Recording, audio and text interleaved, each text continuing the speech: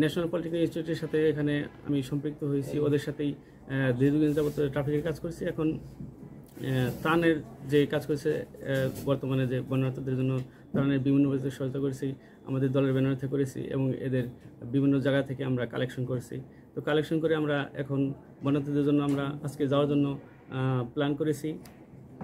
তো এখানে আমরা এক একটা 400টা প্যাক পরিবার চিরা থাকবে 2 কেজি, চিনি 1 কেজি, পানি 5 লিটার, মোম 4 পিস, সাবান 1 পিস, নাপা 1 পাতা, ওরসেলেন 5 পিস, গ্যাস লাইট। তো এটা একটা প্যাকেজ 400 ফ্যামিলিকে আমরা এটা দিয়ে থাকবো। এবং আমাদের কাছে যে টাকাগুলো ওঠানো হয়েছে এগুলো এখান থেকে সবগুলো করেছে। আরও কিছু টাকা যেগুলো থাকবে সেখান থেকে আমরা আরও টাকা। গত 18 তারিখ থেকে মাঠে স্বৈরাচার পতন ঘটিয়েছি এবং কি স্বৈরাচার শাসক ফ্যাসিবাদ এবং কি যে অত্যাচার নিপীড়িত বাংলাদেশের উপরে অত্যাচারিত হয়েছে প্রতিটা মানুষ।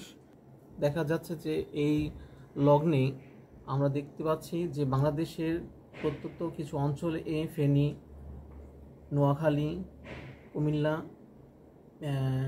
বেগমগঞ্জ এইসব অঞ্চলে আমরা দেশ থেকে বৈষম্য ছাত্ররা এবং কি এনপিআই শিক্ষক ছাত্র সকলেই একতাবদ্ধ হয়ে আমরা সার্বিক সহযোগিতার মাধ্যমে তাদেরকে আমাদের পক্ষ থেকে এবং কি বাংলাদেশ বৈষম্য ছাত্রদের পক্ষ থেকে সার্বিক সহযোগিতা করার জন্য আজকে আমরা 10 ঘটিকার সময় নোয়াখালীর উদ্দেশ্যে রওনা দিব। এই মানিকগঞ্জ থেকে বৈষম্য ছাত্র আন্দোলনের পক্ষ থেকে আন্তরিক শুভেচ্ছা ও অভিনন্দন।